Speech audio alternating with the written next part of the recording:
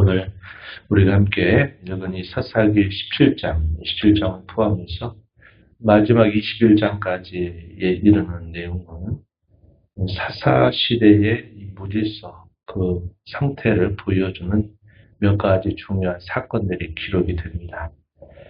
그런 사건들은 사사시대 후기라기보다는 사사시대 초기부터 있었던 일이다 하는 겁니다. 그래서 이 사사기가 우리가 쭉 지금까지 읽어왔던 말씀, 사사기서 3장 7절로부터 16장까지의 내용에서 12명의 사사를 우리가 쭉 살펴왔는데, 어떤 시간적인 흐름을 타고 있다 할지라도 이 17장에서부터 마지막 장을 이런 내용들은 시기적으로 그 이유를 말하는 것이 아니라 당시의 종교적인 무질서, 또 도덕적인 무질서, 또 정치적인 혼란, 이런 것들에 대한 몇 가지 예를 보여줌으로써 이 사사시대의 이런 혼란들 가운데 이런 일들이 있었다 하는 것을 보여줍니다. 그래서 시간적인 순서의 기록은 아니다, 이렇게 이해하시면서 보시면 되겠어요.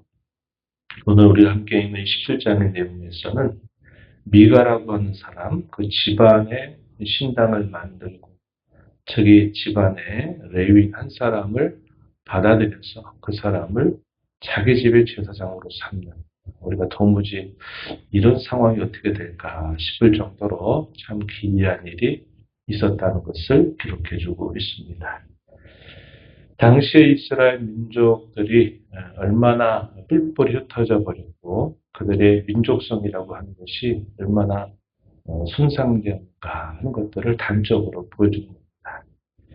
제사장이라든지 이런 제도, 또 심지어 이 제사장이 입고 있는 이 에봇이라고 하는 이런 옷들은 사실상 이스라엘 전체의 하나님께서 그들의 종교와 그들의 삶의 중심으로 두신 것인데, 이 시대가 얼마나 변질이 되고 이 시대가 얼마나 타락하고 오염이 되었는지, 이런 전체적인 이런 종교적인 근간이 허물어져 버리고 한 집안의 돈을 가지고 있는 사람의 집안에 이런 일들이 만들어지고 행해지고 있었다 하는 것을 보여줍니다. 그러니까 민족성, 하나님 언약의 백성의 어떤 공동체성, 이런 것들은 온데가 안 되었고 각자 자기의 삶을 살아가는 그런 모습이 나타납니다. 그래서 이 사사기 17장에서부터 21장까지 여러 차례 반복구처럼 표현되는 말씀이 뭐냐면, 왕이 없으므로 각기 자기 소견에 행했다라고 하는 이 표현이 4번 정도나 반복적으로 표현됩니다. 오늘 우리가 읽은 본문 6절 말씀에 이렇게 표현했습니다. 그때는 이스라엘이 왕이 없으므로 사람마다 자기 소견에 오른 대로 행하였더라, 이렇게 말합니다. 정치적이고 행정적인 면에서의 왕은 없었습니다. 그러나 오랜 역사 속에서 이스라엘 백성들의 왕이 누구인가 하는 것은 아주 명명백백한 사실이었습니다. 그것이 뭐냐? 바로 그들의 하나님 여호와시다 하는 겁니다. 그래서 여기서 왕이 없다라는 말은 당시 행정적으로 왕이 없었다라는 그런 의미만을 전달하는 게 아니라 그들이 진정으로 모시고 섬겨야 할 하나님이 그들의 왕으로 자리 잡고 있지 않다, 이렇게 하는 거죠. 그래서 그 하나님은 어떤 분이냐? 자기의 삶에 있어서 도움을 주는 분 정도, 하나의 수단이 되고 종교 자체도 되고 자기를 위한 수단으로 전락해버리는 그런 시대였다 하는 것을 단적으로 보여주고 있다는 겁니다. 그래서 하나님을 왕으로 모시는 삶을 그들이 떠나가게 될 때 어떤 일들이 그들의 삶 속에 벌어질 수 있는가 하는 그런 상황들을 오늘부터 읽어가는 이 이야기들은 잘 보여주고 있습니다. 본문의 이야기로 한번 들어가 보겠습니다. 본문의 이야기에 보면 에브라임 산지에 미가라고 하는 사람이 있었다 소개합니다. 그런데 이 미가라고 하는 사람이 어머니가 가지고 있는 많은 돈, 은 1,100이나 되는 많은 돈을 훔쳤다고 이야기합니다. 1,100 하니까 우리가 떠오르는 이야기가 있죠. 삼손, 삼손이 사랑했던 들릴라라고 하는 이 여인에게 당시 블레셋 방백들이 이 삼손의 힘의 비밀을 알려주고 그를 결박하게만 한다면 은 1,100을 주겠다. 이렇게 말합니다. 블레셋 사람들, 블레셋의 방백들이 이 한 여인에게 그렇게 많은 돈을 주겠다. 그랬는데 이 미가라고 하는 사람의 집에 엄청난 돈이 있었다는 거죠. 그래서 그 돈을 어머니의 돈을 싹 훔쳐버렸습니다. 어머니가 어떻게 했을까요? 이 돈을 가져간 사람 저주를 받아라, 저주를 받아라, 아마 이렇게 한 것 같아요. 그랬더니 그 말 듣고 찔려가지고 이 미가가 자기가 훔쳤다고 이야기하면서 그 돈을 어머니에게 가져다 주었습니다. 그랬더니 보통 같으면 어떻게 합니까? 네가 어떻게 이렇게 하느냐 해서 책망을 한다든지 혼을 내야 되잖아요. 그런데 이 어머니 반응이 아주 이상합니다. 뭐라고 말해요? 2절 끝에 보니까 내 아들이 여호와께 복받기를 원하노라. 참 이상하죠. 이런 생각일 수도 있겠죠. 잃어버릴 뻔했던 것이 그래도 내 자식이 가지고 있다고 하니까 그나마 다행이다. 이런 생각을 했을는지 모르지만 우리가 통상적으로 생각할 때 이 부모가 이 자식에게 하는 이야기나 자식이 부모의 돈을 그 많은 돈을 훔쳤다고 하는 것도 그렇고 이게 가정의 질서나 이런 도덕적인 문란이 얼마나 심한 상태에 빠져 있는가 하는 것을 단적으로 보여주는 대화 내용이다. 이렇게 볼 수 있습니다. 그리고 그 어머니가 뭐라고 얘기했냐면 이 돈을 너에게로 돌리겠다 이렇게 말해요. 그러면서 그 돈 가운데 은 200을 취해서 그 은 200으로 신상을 만드는 장인을 불러가지고 그 장인을 통해서 신상을 만듭니다. 그리고 이 미가의 집에다가 그 신상을 거기에게 두는 거예요. 참 이상해요. 그 신상을 두면서 여호와께 복을 받았다. 얼마나 이 신앙이 섞여 있는가.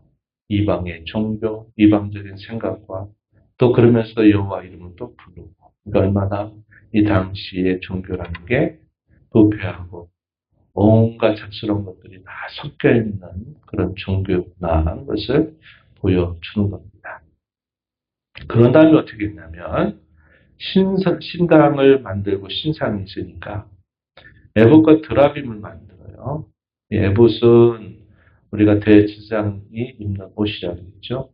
우림과 두밈이라고 하는 걸 둬서 하나님의 뜻을 묻는 중요한 수단이 된다 그랬습니다. 이 드라빔이라고 하는 것은 우리가 족장시대로 거슬러 올라가게 되면 가족신입니다. 가족신. 에봇도 만들고 드라빔도 만들고. 그러니까 이 종교라고 하는 것이 도대체 무슨 종교인지를 가늠하기 힘든 그런 상태라는 것을 보여줍니다. 그리고 이 미가의 한 아들을 제사장으로 삼았어요. 그러면서 이런 이런 종교적인 도덕적인 문란의 이유에 관해서 우리가 6절 읽었던 것처럼 자기 소견에 옳은 대로 행했다. 이게 기준입니다. 자기 하고 싶은 대로. 우리가 살펴보는 것처럼 자기 하고 싶다라는 것은 본성으로부터 나오는 그런 죄성과 부패라고 하는 것도 있고 또 당시의 어떤 시대상, 당시의 일반적인 종교나 당시 일반적인 관습이라고 하는 이 시스템 안에서 늘 보고 듣고 생각하는 것들이 같이 어우러진 겁니다. 우리가 이 사사시대 전반에 깔려있는 것이 바로 그런 것이었죠. 특별히 우리가 지난 여러 날 동안 살폈던 이 삼손이라고 하는 사사, 태어날 때부터 나신인으로 이렇게 규정을 받고 또 나신인으로 부모에게 교육을 받아 자랐지만 결국 결혼할 때 그의 모습을 보니까 결국은 전혀 나신인 같지 않은 생각, 그런 생각으로 모든 것들을 판단하고 그렇게 살아가는 모습을 우리가 봤어요. 그래서 교육보다도 무서운 게 어떤 환경에서 자라느냐 하는데 그 환경 자체가 하나님의 백성과 블레셋 사람과의 아무런 구별이 없는 완전히 동화된 완전히 세속화된 그런 모습에서 자랐던 것이 삼손에게도 큰 영향을 줬다 하는 것을 우리가 살펴봤어요. 바로 여기에 우리가 살펴가게 되는 이 미가의 집에 신상을 두고 거기에 신당을 두고 자기의 개인 제사장을 자기 아들을 세우는 이런 모든 것들이 다 이런 모습을 보여주는 단적인 상황이다 하는 것입니다. 그리고 또 한편 또 다른 이야기가 진행이 되는데 이 유대 베들레헴 출신의 한 레위인이 먹고 살 것이 넉넉하지 않으니까 그것을 위해서 자기가 살던 곳을 떠나서 쭉 다른 곳을 찾아갑니다. 그러다가 이 미가의 집에 있는 곳을 경유하게 돼요. 그때 이 미가가 어떻게 합니까? 내가 누구냐, 어디로부터 왔고 어디로 가느냐 하는 이야기를 들은 다음에 레위인이라고 하는 말을 하니까 레위인이면 이 종교인이다라고 생각을 하고서는 자기 집에 와서 나를 위한 제사장이 되어달라라고 요구를 하게 됩니다. 미가의 요구는 뭘까요? 자기 자식을 제사장으로 삼는 것보다는 그래도 레위인이니까 자격이 있는 사람을 세우는 게 좋겠다 이렇게 생각을 한 것이고 당시에 이 레위인의 생각에는 먹고 살 것이 없어서 먹고 살 길을 찾아가지고 이곳저곳을 찾아가고 있는데 자기에게 먹을 거리를 제공하고 또 어느 정도의 사례를 주겠다고 하니까 만족이 된 겁니다. 은 10개를 주겠다. 의복 한 벌을 주겠고 먹을 것을 제공해 주겠다라고 하는 그런 요청을 받고서는 이 미가라고 하는 사람의 개인 제사장이 되는 것을 만족하게 여겼다. 이렇게 표현을 한 겁니다. 서로 이해감각에 들어맞은 거죠. 자기 개인을 위한 그래도 정식적인 제사장.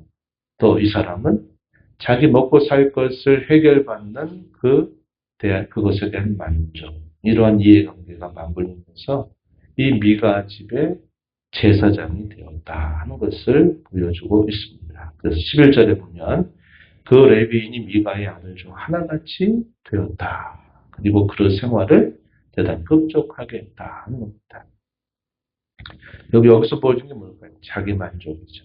자기 만족. 미가도 자기의 좀 더 좋은 만족을 위해서 이 사람을 자기 집에 제사장으로 불러들이고 이 레위인 같은 경우도 자기 먹고 살 것을 해결받으니까 그것으로 만족하게 여기고 이 정도면 안정적인 생활을 하겠다 이렇게 생각하고서는 그 집에 제사장이 되었다 이렇게 말하는 겁니다. 하나님께 만족이 된다든지 하나님의 뜻이 무엇인지 이런 생각은 추호도 없어요. 다 자기 소견대로 자기 만족대로 신앙생활을 하고 있는 이들의 모습이 나타나고 있다는 겁니다. 레위인들이 거쳐야 할 곳을 찾아다닌다고 하는 이 상황 자체도 당시에 이스라엘 전체가 붕괴되었구나 하는 것을 단적으로 보여주는 일이 된다. 우리가 이해할 수 있습니다. 우리가 아는 바대로 이 레위인들은 땅이라고 하는 기업을 제공받지 않아요. 48개의 성읍으로 나누어서 그 성읍의 곳곳에 레위인들을 둡니다. 그리고 또 어떤 일정한 레위인들은 예루살렘 성전이 있는 중앙성소 근처에 살게 하면서 성전에서 진행되는 일들을 돌보도록 세움을 받아요. 그 외의 제사장들은 48개의 각 성읍들로 흩어져서 그곳에서 레위인으로서 각 지파에 해당되는 여러 가지 이런 종교적인 일들을 관할하고 돕는 역할들을 했습니다. 이들은 무엇으로 살아가는 사람들이냐 했을 때는 이스라엘 전체가 하나님께 드리는 11조를 그들이 먹고 사는 것으로 그들의 삶을 영위했습니다. 그들이 먹고 살 것이 없어서 자기가 있어야 될 자리를 떠나게 됐다라는 것이 보여주는 것은 이런 모든 신앙적인 체계, 그들의 삶의 체계가 다 무너져 내려 있었다 하는 것을 보여주는 것입니다. 그래서 이러한 하나의 현상들도 당시에 이 종교적인 이 타락과 무질서가 상당히 심화되어 있었구나 하는 것을 보여주는 것이죠. 미가는 한편 이 레위인을 자기 지부의 제사장으로 드린 것으로 인해서 대단히 만족하고 기뻐했습니다. 그래서 이 레위인을 거룩하게 구별하겠다 하는 노력을 기울여요. 그리고 나름 자기가 할 수 있는 열심을 다하면서 자기 집안에서 이런 종교 생활을 영위하는 모습이 나타납니다. 그러면서 열심을 다하면서 어떤 생각을 했을까요? 기대하죠. 그 기대, 우리가 읽은 말씀 13절 마지막 절에 그가 이렇게 기대했어요. 레위인이 내 제사장이 되었으니 이제 여호와께서 내게 복 주실 줄을 압니다. 이렇게 말합니다. 참 이게 우리가 볼 때는 참 이해하기 어려웠죠. 그 집안의 어머니가 자식에게 한 말, 또 자식이 결국 그 집안의 신당을 만들고 또 신상을 만들고 거기에 제사장을 두고 에봇을 만들고 드라빈도 갖다 그리고 하면서 결국 그 모든 목적은 여호와께서 내게 복을 주실 것이다 이렇게 말합니다. 이런 내용들을 봤을 때 우리가 도무지 이런 정도까지 되어버릴까 싶을 정도로 그 상황이 상당히 무질서하고 부패한 지경에 이르렀다 하는 것을 보여주고 있습니다. 신앙생활과 종교라고 하는 것은 그냥 하나의 액세서리 같은 게 아닙니다. 그것은 하나님이 처음 이 세상을 만드실 때부터 하나님을 의도하셨던 겁니다. 내가 너희를 지었다. 또 하나님께서 시간이 흘러서 뭐라고 말씀하십니까?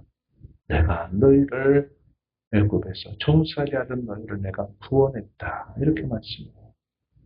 창조주 하나님 그리고 구원의 하나님으로 그들과 언약을 맺으신 하나님이다.